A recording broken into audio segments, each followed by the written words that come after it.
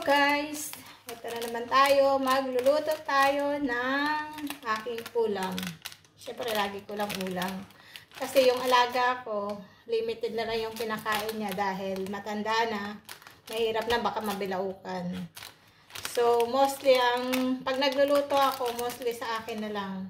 Kasi yung anak, bihira na lang kumain dito kasi hindi na nila nakakasalo yung tatay nila. At sila na lang nagdadala sa akin ng pagkain dito. So, ngayon, ang ating lulutuin ay, hindi ko alam sa Tagalog, sa Pilipinas to. Yung pagyut. Yung bata na manok. Ano ka tawag dun? Sa bata na manok. Hindi ko alam eh. Basta ano siya. Bala ko nito, gagawin ko lang parang steak. Para mabilis maubos. Papapakin ko lang. Ganun lang ang buhay. Ayan o. Ano siya? Wala nang buto. Lahat yan meat. I-ano ko lang siya. Ibababad ko lang siya at ipiprito ko lang. Parang steak. Ano siya? Walang meat. Busin na natin. Habang libre. Busin na natin habang libre. Kasi sa Pilipinas, hindi na ako. Ay, may buto pala. Siyempre sa Pilipinas, mahirap na bumili. Kaya kainin na dito habang libre ang pagkain.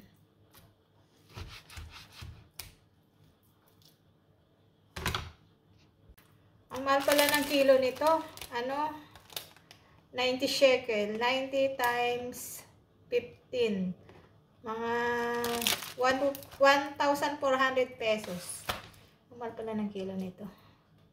So, ayan na nga. Marinate na natin lahat. Itodo na natin. Kasi masarap naman siyang papakin. Dahil ano siya. Walang fat. Kunti lang yung fat niya. At malambot.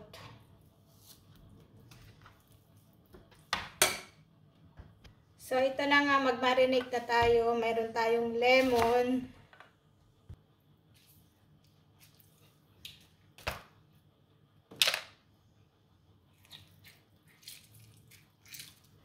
Patis.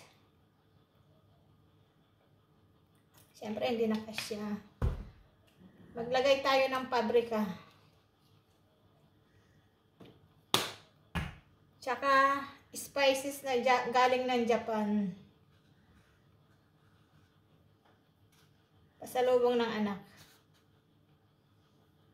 Nung pumunta sila ng Japan. Ay, ang hanghang siguro nito. Tsaka ito pa, ihalo na natin kung ano man to. Ano ba lasa nito?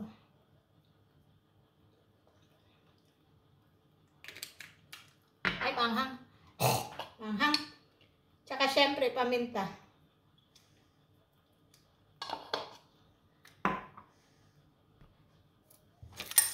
At syempre, maglagay tayo ng maraming garlic.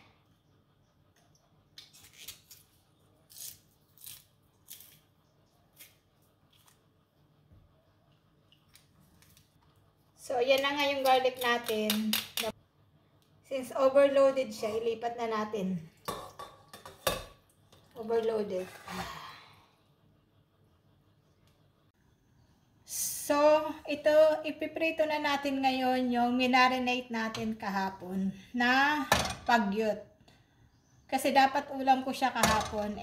Dumating yung anak, dinalahan ako ng hamburger. So, hindi ko nakain.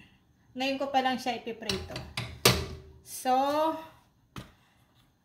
maglagay na tayo ng oil. Natin ng olive oil para healthy naman. So, ito na nga, piniprito na natin. Nilagyan ko siya ng garlic para lumasa.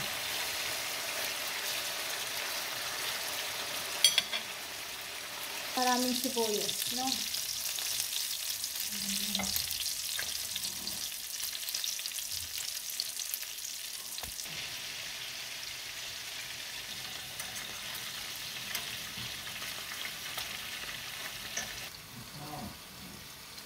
Teka.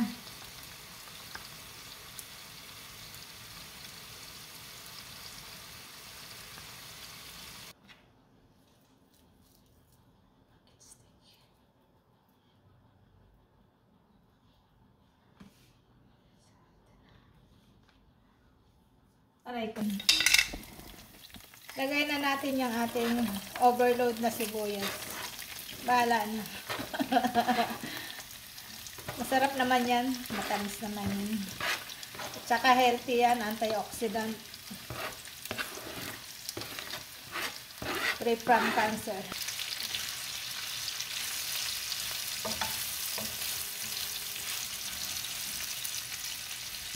So ito na yung ating sibuyas. I-caramelize pa natin ng kaunti.